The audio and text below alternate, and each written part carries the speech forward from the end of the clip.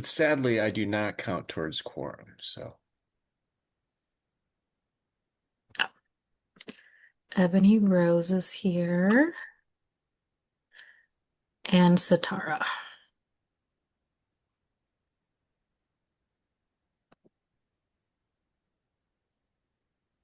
I don't believe the students count for a quorum either, right? oh, they do, yeah. They're Yeah, full Oh, they committee don't. I don't members. think so. Do they? I thought Yep. in committee they did. In Yep. committee, they do. Yes. Okay. Sorry, and my internet went out for a second. What happened? We're trying to figure out if you help get us to quorum or not. I'm gonna grab some water because I'm really thirsty, and I'm coming right back. All right, I'm gonna send a text to you others. I know Brandon will not be joining.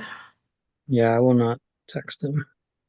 And I really got to upgrade my background here. Is it you've got a cooler background than I do even here, and I just the one Perry's puts everybody to shame. But I mean, Ebony Rose got a cool background. Robert's got a cool background. I've just always used this because it's just in my bedroom. But you know, got to try to. Usually I just throw a train behind me and then call it a day. So That'd be pretty good. No, I mean, I like the artwork, so it's looking good, man.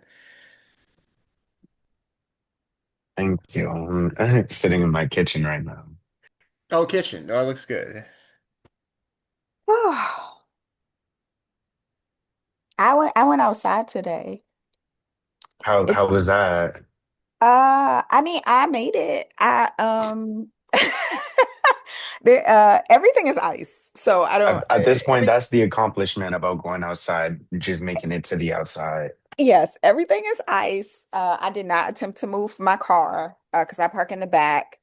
And even though my car is safely inside the garage, we don't plow alleys in DC. No, And so really don't. um, I'm not going to attempt moving the car. So I did successfully walk to the metro station. I did get on a bus today and the train today. And that was fine. Even though it was 9 degrees when I left my house. And so I just wore a bunch of clothes and did my best. I will say the way I know everything is ice is because I was walking on what appeared to be snow, just did not sink in or anything. Just felt felt light as a No, feather. the first day was the worst because the top layer was ice and everything underneath was The snow. snow. So I was trying to Uh-huh. walk to my backyard and every time I stepped, like I just felt sharp ice scrape like my shin and Mhm. everything. And I was like, yeah, yeah, it's time for me to go back in the house. Yeah. So it's yeah. It's something out there. It, Haley, is Jen in attendance on purpose, not as a panelist? She's okay Yes, there. she's an Okay. attendee just listening in, not a panelist. But you do now have LaJoy. So you have all of the committee members except for Brandon. Okay. Well, that is a quorum, and so we will get started.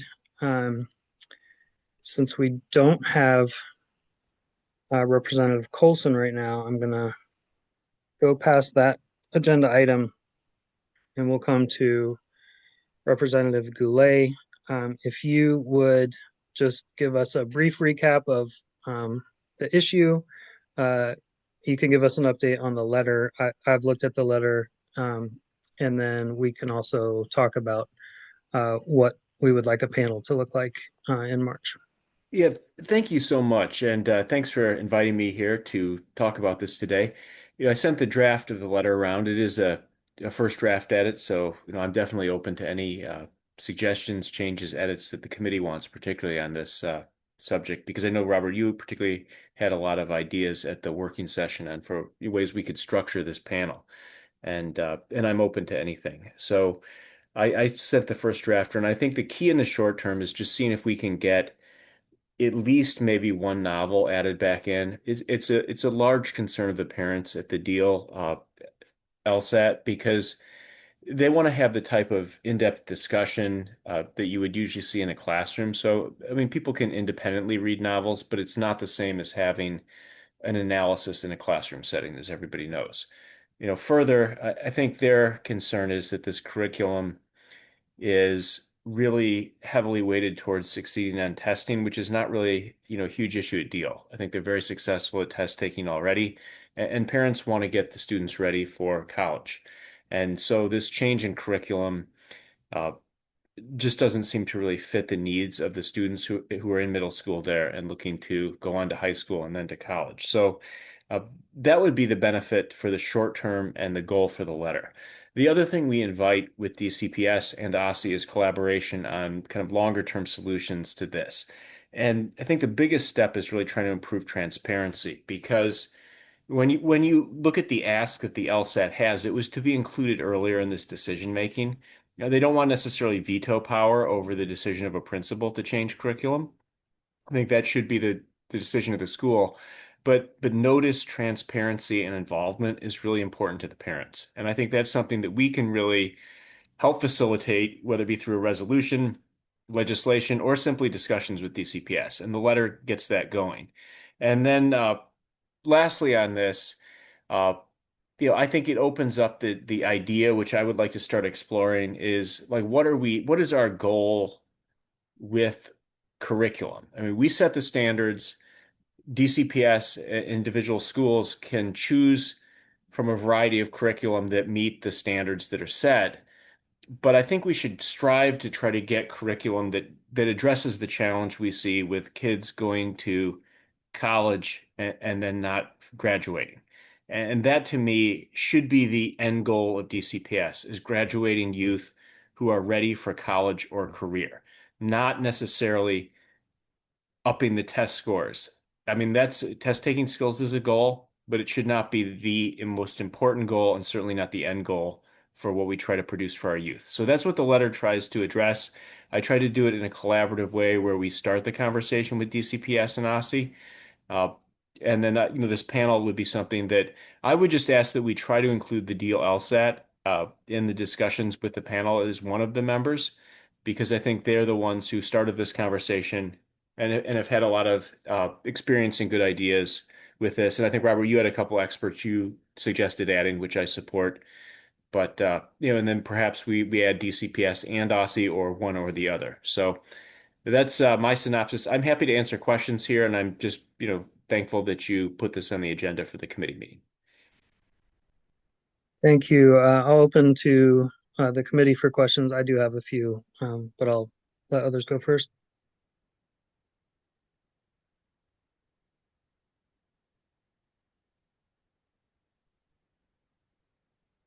If you want to start, I'm pulling the letter to check it out again. Just taking me a minute with all the emails we've gotten recently. Yeah, so I think I was fine with the letter. I think I appreciate the approach of like tailoring the letter to the specific ask for DCPS, because it is, if they're going to add a novel or two, they need to do that soon. We are turning the corner on the school year, and I think in terms of the ongoing discussion, one thing I'd like to see is for us to broaden it to include other LEAs, Yep. because that primarily we're starting at this through a DCPS lens. But I have long thought we have been very limited on what we know about curriculum across the district and our 60 odd LEAs. We do have the new course catalog that has an option for, it has a column for curricula, but very few LEAs have included that. And so I do want to broaden it in that way so that we can have a bigger discussion about the direction that our literacy curricula are heading. And I want to make sure that we're considering also the changes that we've asked LEAs to make as a district in terms of incorporating science of reading and trying to understand that relationship between the science of reading curricula that are available and how longer form novels are included. I do not think that they are oppositional, but I think in practice there are some concerns about what is available and what is emphasized. And so one of the experts that I shared by email has written about that relationship, who I think would be helpful. Uh, I added Natalie Wexler, who has written a lot about literacy and is, I think, on top of the trends, and is someone we've had, I think, in the past as a witness who might be available to us. Um, and yeah, I just share the hope that we could both get a kind of quick response and uh, adaptation from DCPS on for Deal and for I think it was 11 other schools that are using that curriculum, and also to push the broader conversation about where curricula is heading and how we can ensure that students are learning those skills of dealing with a longer text and being prepared for their future.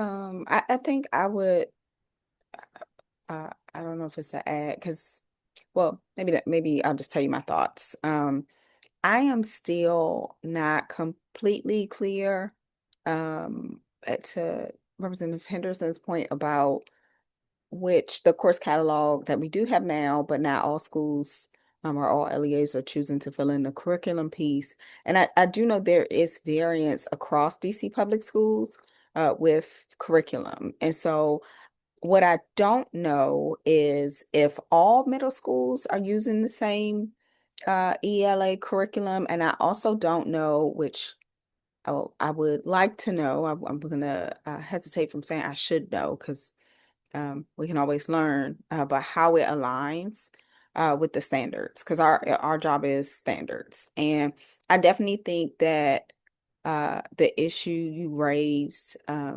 is a value, but I am more so thinking about um, what is the scope? I mean, what is the scale of the problem? And um, if there are other things we should be attentive to, as far as the alignment between the curriculum we choose, and the standards we want for all of our kids. And so I think I have questions. I know I heard the number 11. Um, I don't know where that comes from. Is that did we Yeah, get something back from I, DCPS already that I missed?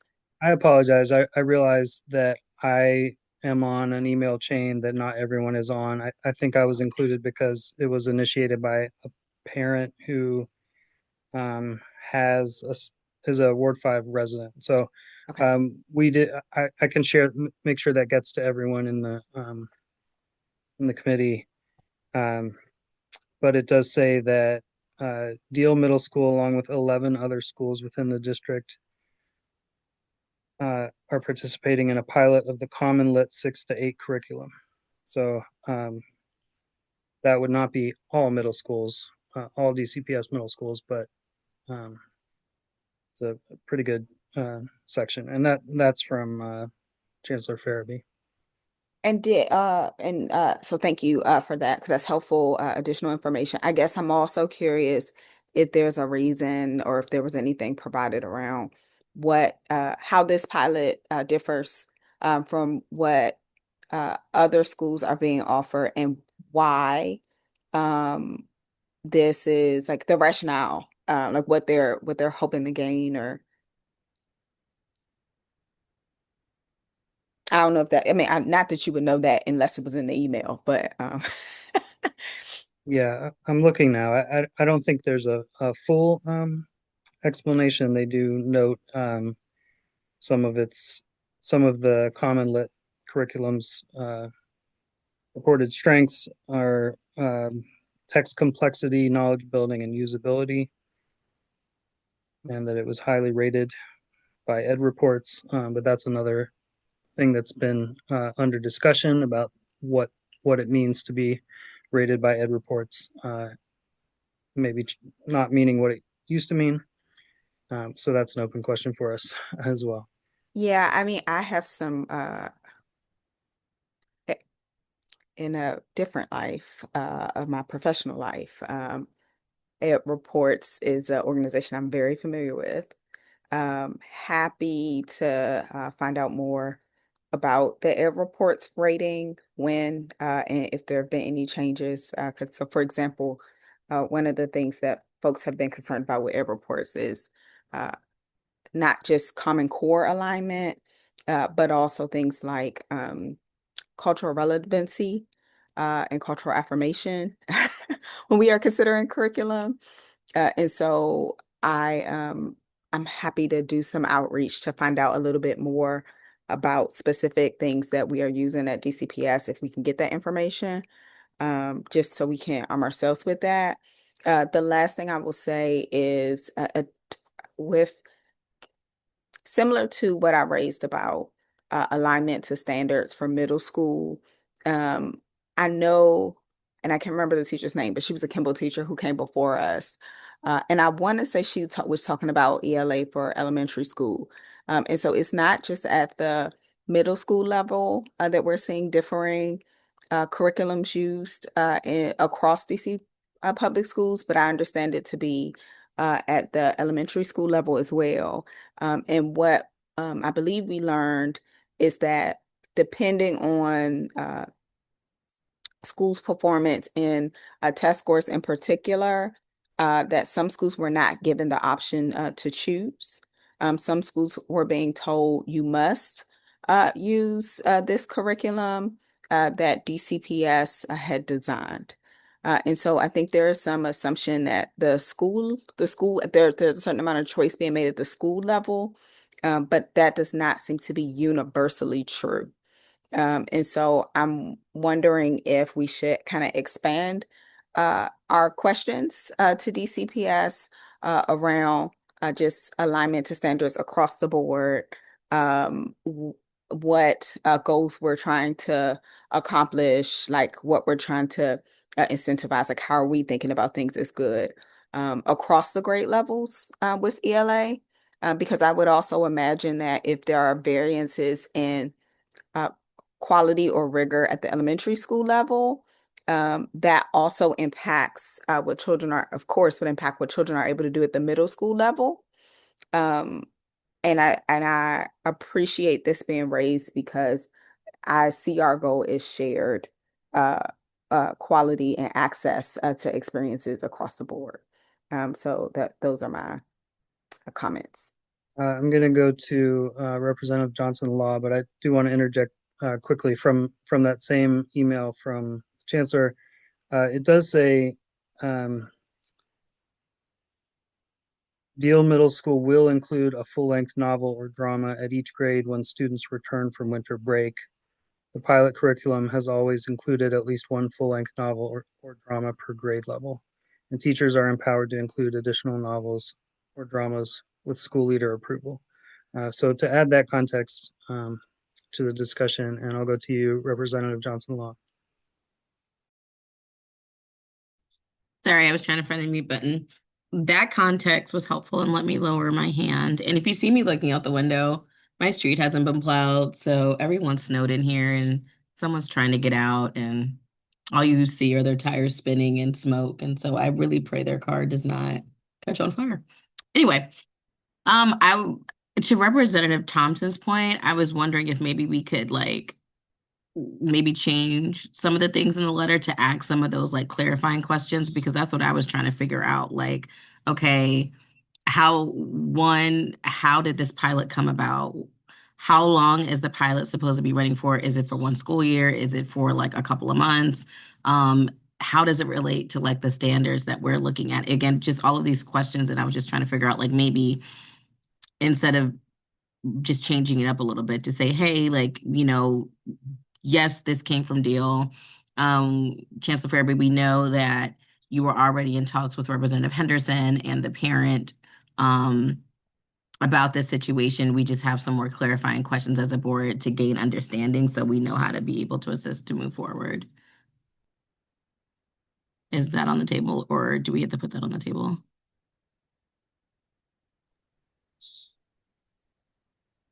Oh, Representative Goulet. May, Go may ahead. I? No, Yes, I please. want to say that I really appreciate both of those changes. I think they're very valuable. I saw that also about, the chancellor saying that they could add additional novels. Uh, so I would definitely support that. I think we've just got to make sure that that can get through because I think sometimes being authorized to do something versus actually being able to effectuate it, kind of given some of the expectations that are placed on the schools is a very different thing. So we'll see if we can do that. I'm going to reach back to the LSAT on that, but I definitely support those two changes you all talked about. And if you need me to help craft the language on it, or if we just want to work with Jen, that works well too. I'm completely flexible on it, but I think those would really strengthen the letter to try to learn more about, how this affects other schools, and and I'm fully supportive of those changes. So, I don't think we need a formal amendment to do it. And anything else to go into the letter itself from the committee? All right, I think we can work to make those additions and get that ready to go out. And um, I'll ask also for any comments or questions about the panel, any ideas for panelists or particular direction or questions we want to pose to the panel. I did just want to say, considering that you are discussing kind of wider curriculum alignment with standards, are you still picturing the panel focusing specifically on balancing ELA curriculum, or are you thinking more broadly, which might be a little more difficult? I mean, I think we're staying on ELA. Um, Okay. Yeah, yeah, not going broader than ELA. Uh, I would agree. I don't think anything else is manageable for a panel. yeah, I just want us to broaden beyond just DCPS, which I think, including Right. Aussie is a good way to do that. They have literacy folks, and so the other place I to make it explicit is, Aussie is doing work on um, assessing curricula for uh, its fit with the Addressing Dyslexia and Other Reading Difficulties Act. So that requires curricula to be aligned with science of reading. So I think, if we could ask Aussie to send their staff who are working on that, would be especially helpful. Go ahead, Representative Goulet. I just have my ask would still be to try to look both kind of at this specific issue with Deal, but then I think what you have proposed makes so much sense of looking then broadly at the ELA issue on the same panel. And I think we can do both on the issue and both Yeah. perspectives will be helpful. The only other thing I was going to suggest was, would it be helpful, and this is just brainstorming, if we had someone who's actually teaching like the revised curriculum, like maybe someone from one of the schools who's teaching or working with the teachers union to get the perspective on uh, whether delivering this curriculum is useful or not. That may not be as useful as like a systemic look at it, but it's just an idea to throw out there. I'm not wedded to that. I think it would be very useful to have each of those levels, to have, you know, the entry point of the LSAT, and that experience and perspective, a practitioner, and then maybe one outside expert, and then someone from Aussie, I think would be good. And uh, yeah, I think it makes sense to have someone who's implementing that particular curriculum too, to speak to it.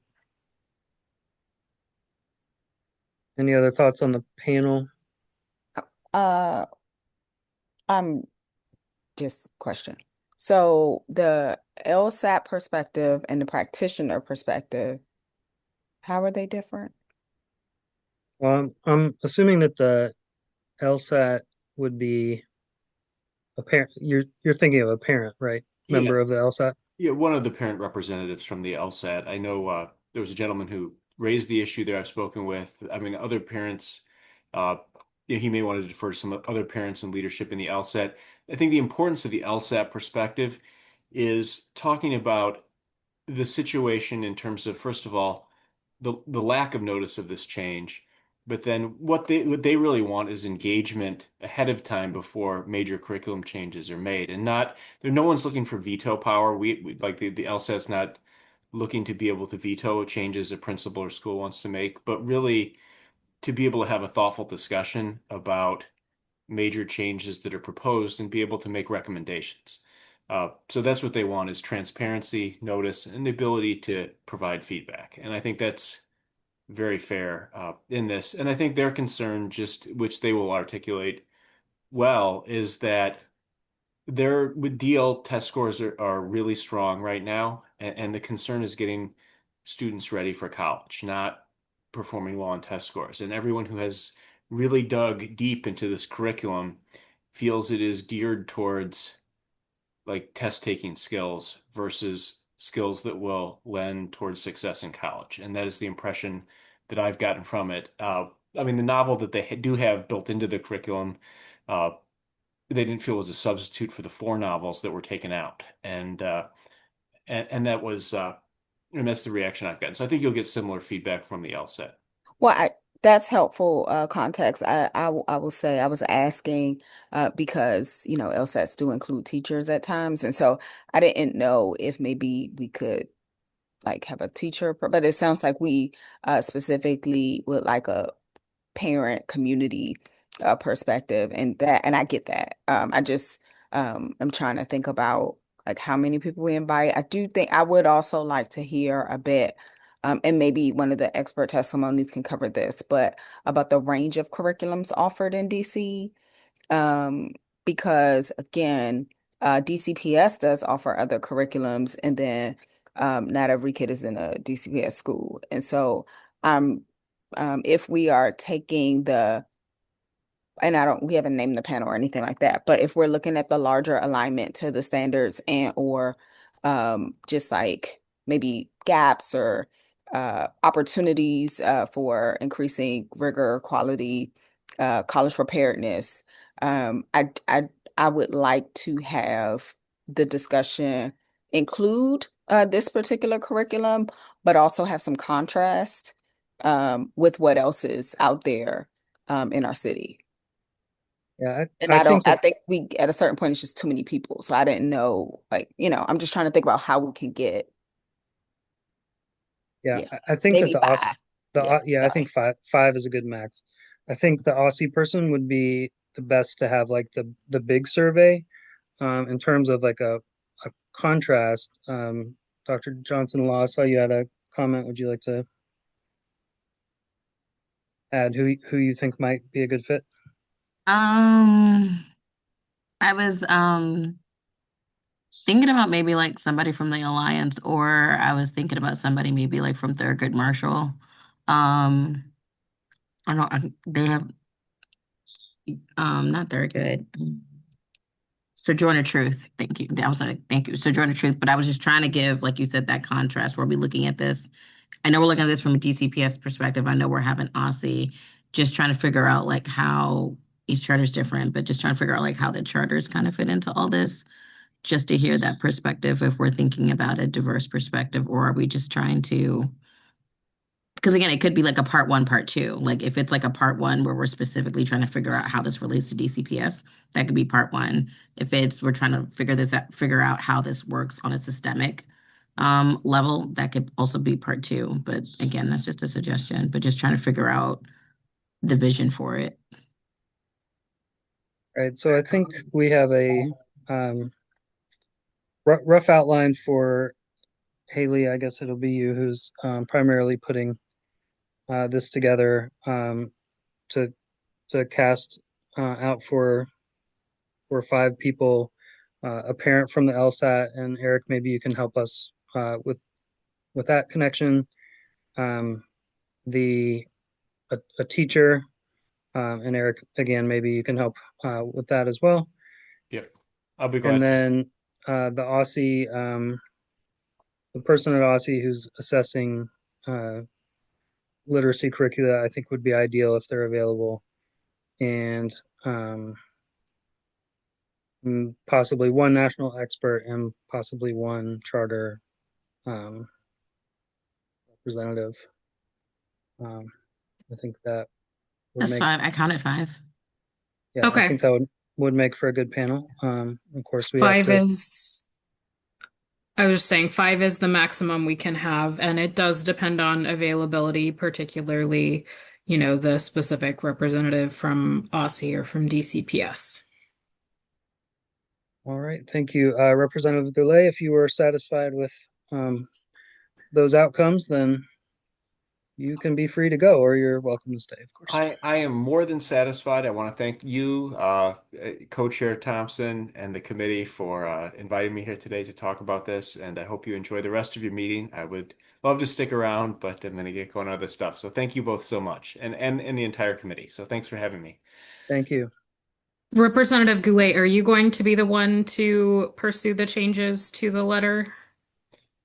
I can. I mean, what I would prefer, because I mean, I have been taking notes here, but Representative Henderson and Representative Thompson each expressed an add to it that I feel like they can express better than me. I'm glad to try to take a stab at it, but if they each want to add those two sentences to it, I feel like it's always better coming from the originator of the idea. I'm glad to do it if you both would like, but I'd say we can do it, and then we'll just send it back to you for the yeah, check. I'm completely satisfied. I think those were great changes you both recommended, and uh, and I love the construction of the panel. So I'm not going to wordsmith Okay, it unless you want me to. But we'll get that started and okay, but just send let to me you know. for. I am here. Just call me Haley if you need anything. Thank you. Okay. Have a good one. All right. Our next agenda item is artificial intelligence. We do have the two draft resolutions that were referred to our committee. We have had the opportunity to have an expert panel on artificial intelligence, which in our working session debrief, I think it was widely agreed that that was encouragement to proceed with pushing forward on those resolutions. We do have them shared. I don't know if everyone has taken a look at them. We can make sure that everyone gets the link to those drafts. Um, I have a few things on my mind related to AI. One is one of the resolutions is about a definition of fluency and talks a bit about what we might want teachers to be doing in the classroom, what we want students to be learning and engaging. And so I think one of the big questions for us to wrestle with is whether we want to go as far as asking for standards around either AI or digital literacy, um, or something along those lines that is inclusive of AI. And we'll also need to grapple with whether we want that to be included somehow in the graduation requirements. So those are a couple thoughts that I have. Would love to hear from others if you have additional thoughts. One thing I remember being part of the conversation, goodness, a couple years ago, maybe. I remember us having this conversation with at the time Superintendent Grant with mention of the social studies standards in this topic, specifically around the uh, literacy component as far as like some of the media and digital literacy. I am not saying that like I remember all the places this would be, but I do think that is a place to build from and something we might want to consider in the overlap, or if we are going to make a push for additional standards. I'm assuming that standards and policies are probably what we want, like standards and some, and when I say policies, let me be a bit more specific. At least something that schools can start from, like a um, maybe a menu of policies or something that schools can build on, but something available where OSSI says like, here's what we suggest. Both I think we should be looking at like the floor and the ceiling here. Um, yeah, those are my thoughts.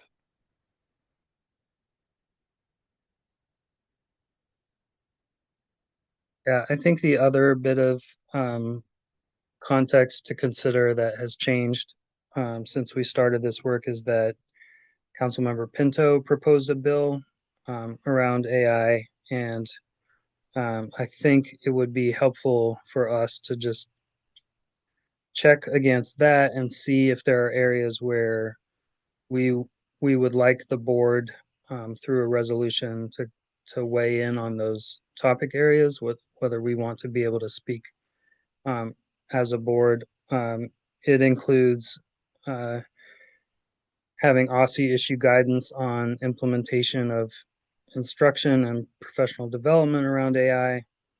And I think we did pass an AI resolution previously, and so I think just checking among the that resolution and the two proposed, if there are areas where we want to speak as a board in favor or against those proposals, I think would be helpful.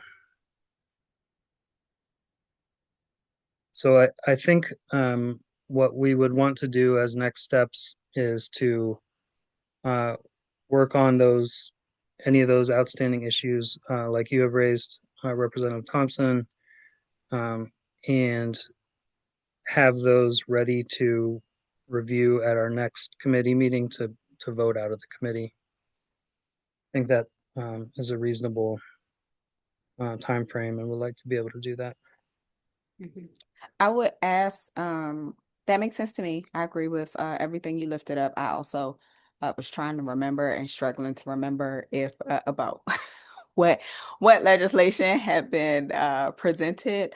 I would ask if both of our student members, if they have seen anything either at their schools or that they know of, that are either particularly good or, like stand out. Like what are you all seeing happening, or how is it being used, that we should be thinking about,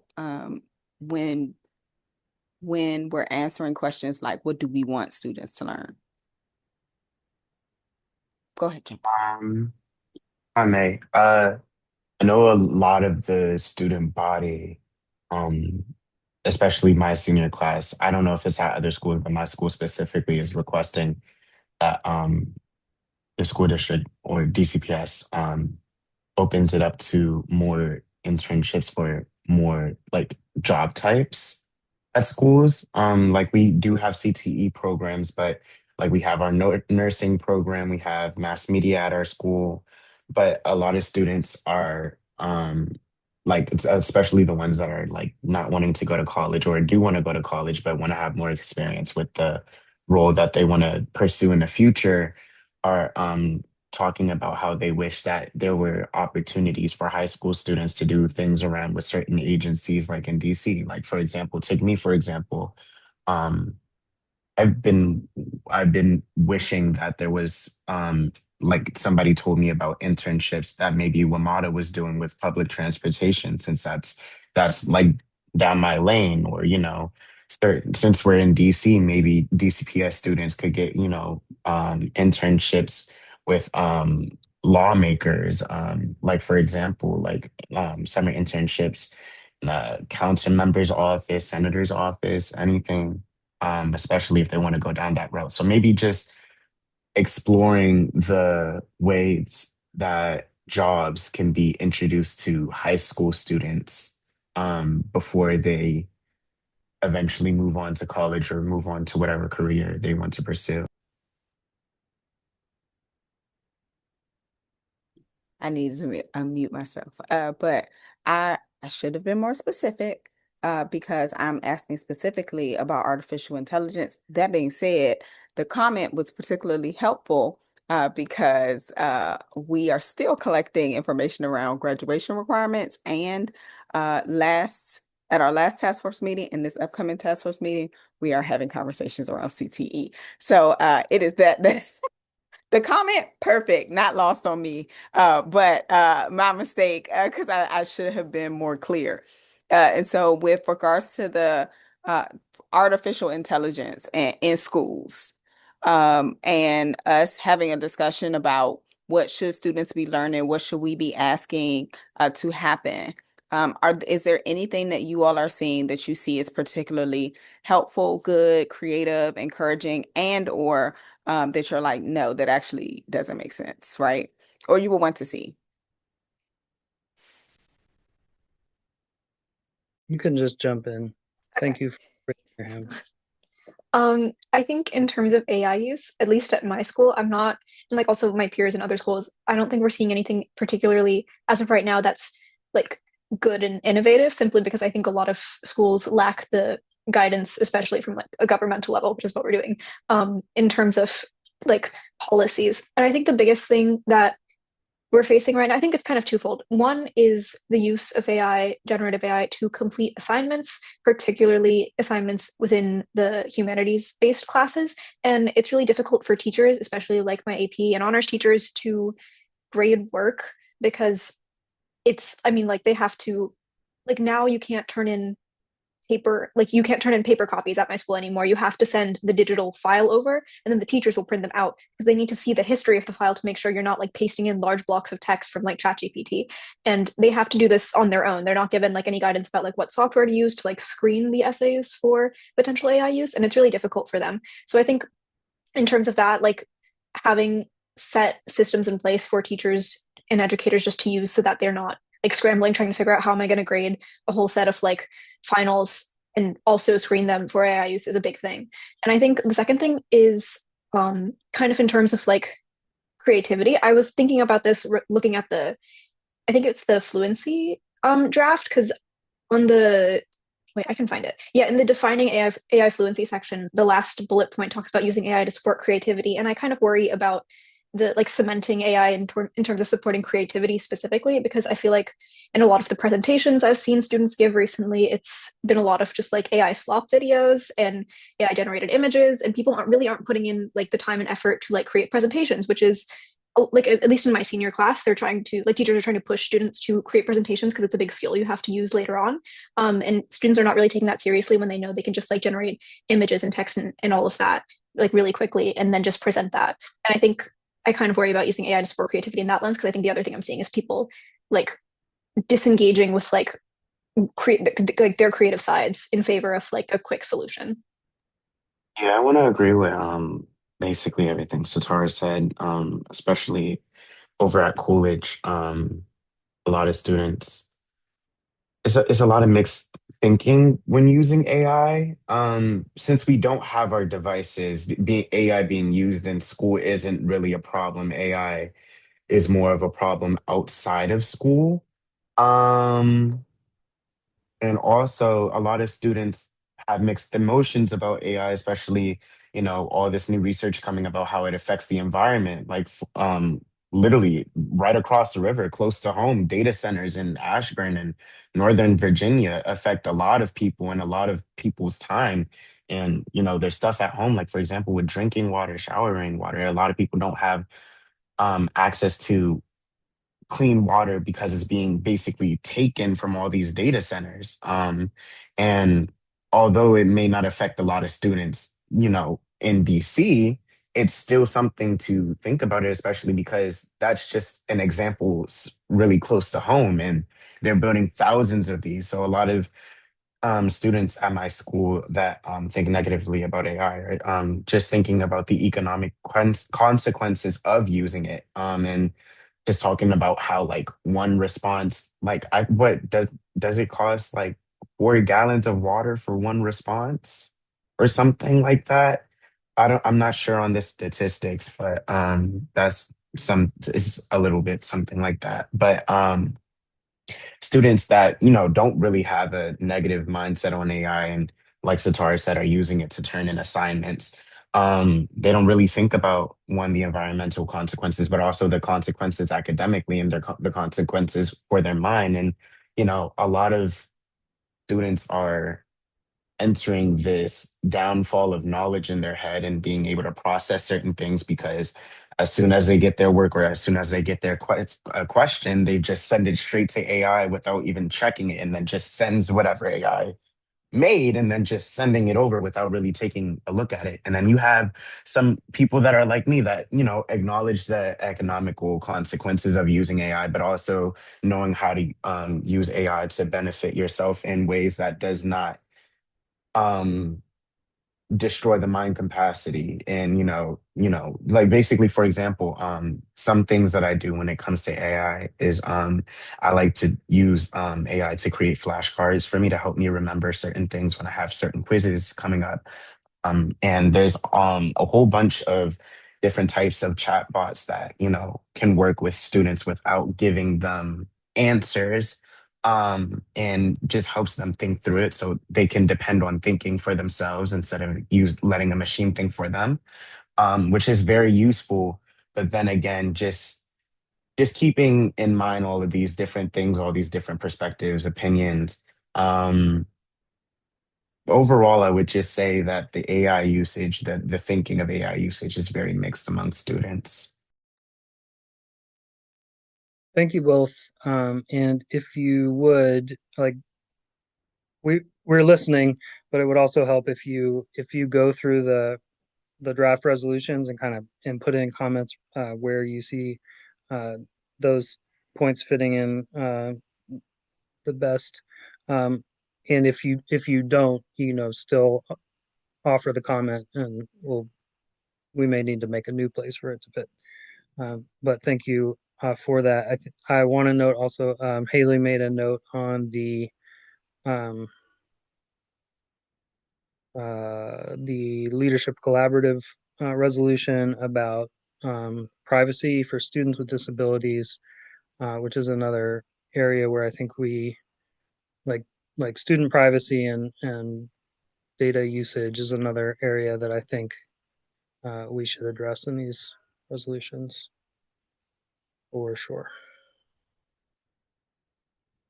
Yeah, I think that was really helpful. One of the things I've seen a bit about but haven't I don't think I made the connection until now is you lifting up the environmental uses, I mean the environmental consequences.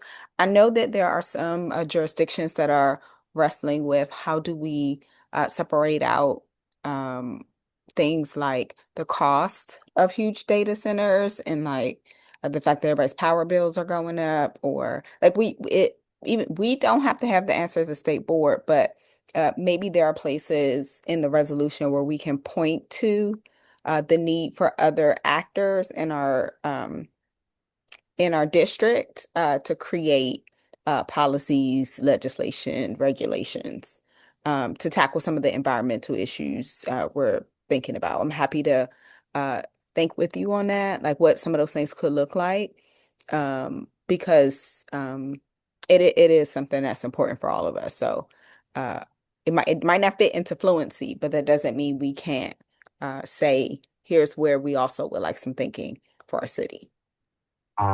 Yes, and also a quick point. I also forgot to mention this with what I said, but also um, with the rise of AI and the rise of data centers becoming more local to DC, we also have to take account of the cost of certain parts for our computers in schools. Like, for example, with RAM being like $900, per thing, is becoming really expensive. And then, with students comes, breakages of laptops and PCs and computers like that. And with the rising prices of these things for computers because of the rise of AI and how much it's demanding, I want to say it's kind of like competition to get these resources and these parts. It's not really, but it kind of is, if you understand what I mean. So that's also another thing to keep in mind is also with student usages intertwining with regular usage. Not only does it affect us environmentally, but it also affects school systems getting parts for different devices in order for them to work properly for students. Thank you. Yeah, so a whole new equity issue around the resources needed to use AI. Thank you for that. I think I'm going to move us on now to our other agenda items. Some of these are very quick. We did want to just mention that Dr. Mitchell talked about uh, PE standards coming from Aussie at some point this year. So when that happens, that will come to this committee. And so just for us to have that in mind and be prepared. I believe she said that they would be basing off of national standards. So that might, make for a lighter lift for us, but just wanted to flag for everyone that that's coming later this year. It could be after our students leave us, but we'll see. Um, for February, we are aiming for the recent graduates uh, panel. I believe that Darren has been working with the SAC to some extent on recruiting people. Haley, I don't know if you are able to give an update on where we are on that. Yes, so Darren has reached out to the SAC, particularly if any of them have siblings or friends who are recent graduates. So we are waiting to hear back from any of them. We will also be reaching out to some former student representatives, possibly reaching out to the Office of the Student Advocate if they have any students they worked with in recent years who have graduated. Planning to reach out to Dr. Roma Murty, Dean at Trinity Washington University, to see if she has any recent graduates who graduated from DC who are going to college locally. So those are some of the paths we're pursuing, but would particularly like to know what information that you all most want to hear from students, what would be most helpful for you, particularly as we are doing the graduation requirements work. Representative Thompson, you are muted. Of course I am. I can we add to the list of outreach Arlen Harrell, who's on the task force but works at DOES, in case like just to pull from a wider group, or if we I heard questions around like CTE, but it might behoove us to ping um the woman on the task force who has the apprenticeships, like Okay, different. absolutely. So I would lean on those two task force members just to because I feel like sometimes when we say recent graduates, we're only thinking about people who are currently in college, or recent graduates of college, and that's not the only pathway. So would love to lean on some of them to the outreach point. I think the uh, to the what do we want to learn? I would love their perspective on um, what they where they feel like they were most prepared, where they feel like there were gaps in their preparation,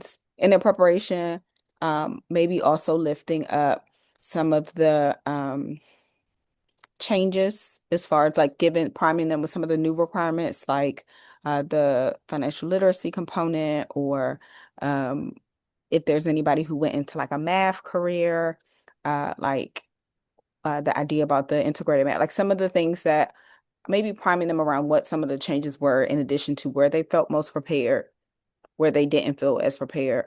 I would also love to know anything around exposure, career exposure, or work experiences they had before leaving 12th grade, since that's something that's come up. Um, and anything around like how they chose what they wanted to do after after high school. I know there's a lot of stuff, but this is just a wish list. Maybe some people answer parts of it, but Yeah. these are things that I would love to know about their experience to kind of um, think about how we should prioritize what we are suggesting. Yeah, and I think I mentioned to you, Haley, already, but if any of them happen to do a capstone, to maybe speak to what benefit that had um, or did not.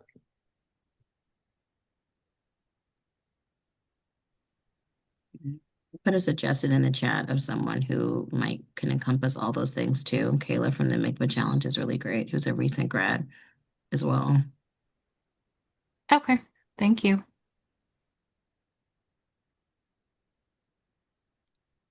All right, Haley, thank you for your work on that. Looking forward to that panel. Our next item is debriefing the task force meeting. And I think we can be pretty brief on going over feedback because most of us were at the meeting, so I don't think we need to do that again. But first, to just start with a debrief of the task force meeting, I felt like we covered a lot of ground and got good feedback. I feel like we are getting close to, we want to ask a few more questions about CTE track, but otherwise, I think are pretty close to turning to first deciding how we want to make decisions as a task force and how we want to present those decisions in our recommendations. Any other thoughts from the previous meeting?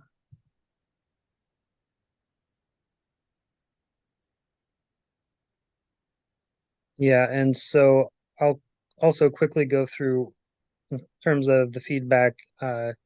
You saw the slides for the high level summary. We are also just collecting everything in um, the Dropbox that will include like every piece of feedback that we have received at the engagement sessions through public testimony um, uh, and soon through the survey, just so that that's all available to everyone uh, in its raw form. We had at last check, which was earlier this afternoon, 152 responses to the survey, and we will do some processing of that as well before the next meeting. Haley, if you want to just flip to the next slide and Yep. let us see the rest.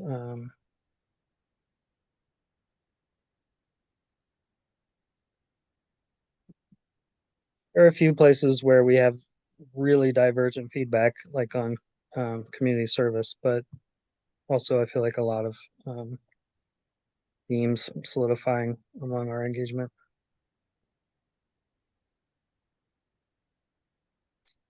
And our final item is site visits. We want to not forget about the site visits. That is one of our initiatives that we want to follow through on this year. So we have been collecting recommendations for places to visit, and we have been kind of prioritizing the task force meetings, but I think now is also an opportune time to make a couple of these visits with DCPS visits. We've been asked to coordinate through Abe Clayman, so we can do that. And with charter schools, I think, depending on the LEA, it would either be, a school site person would be fine, or it might need to be a more central leader that we approach first. But however we can get connected, uh, it's good to get connected. So open to suggestions on like how soon um, we start. Do we want to schedule one of those in the next month? And if so, where?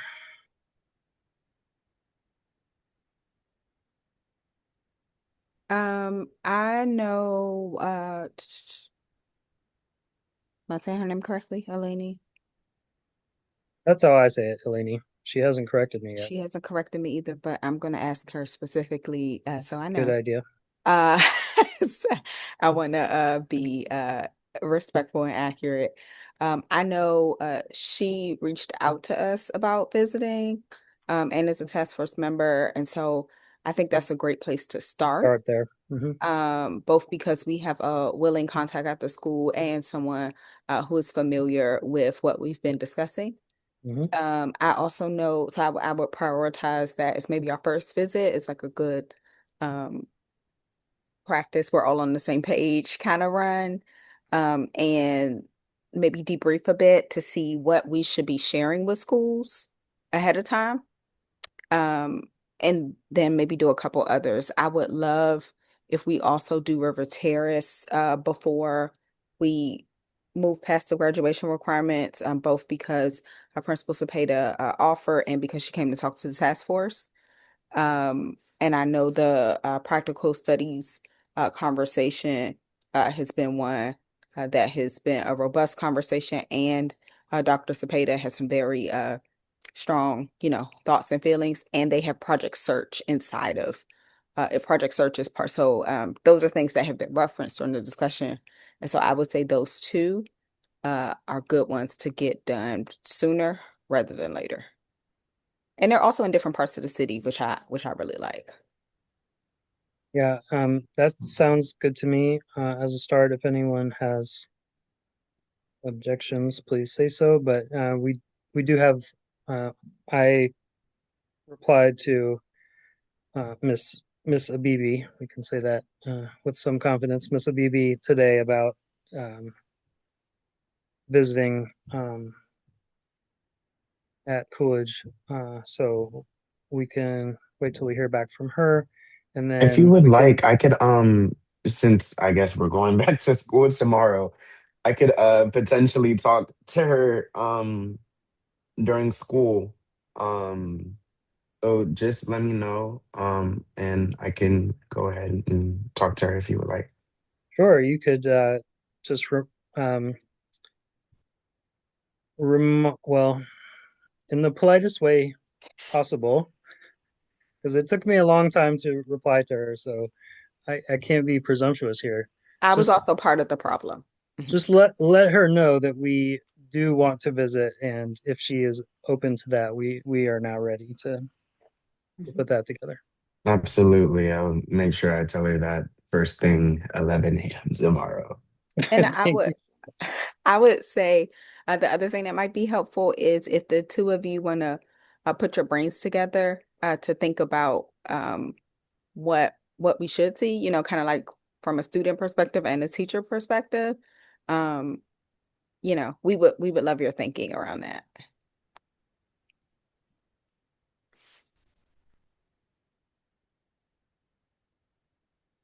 All right, thank you so much. So we'll start with those two. Uh, Representative Thompson, would you like to initiate that conversation for River Terrace and just CC Abe so we don't get in, um, so that everyone is on board? And Yes, I will. You know what I will do? I'll be on better behavior than that. I will email Abe and CC Glenn. Note that this is a follow-up to Principal Cepeda's visit that we are now trying to schedule. That way nobody gets a heart attack or ahead of themselves. Do And we so I do will we have start. to behave? Do we have to? It's nice. We Well, should be everyone polite. behaves all the time. The question is whether you behave poorly or better. Or yeah, right. So I think what's helpful. So yes, I always encourage the best behavior someone can possibly muster. And so as I think out loud, I think that's the best thing to do, both to get a quick response and to make sure that um, and it's probably less so for us, but that Principal Cepeda is supported in the visit. And then I'll ask the rest of the committee to think about what we might want our third school to be.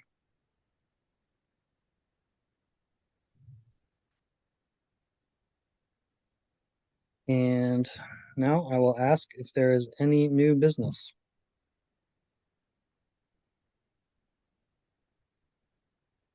I'm not seeing any indications of new business, so I'm gonna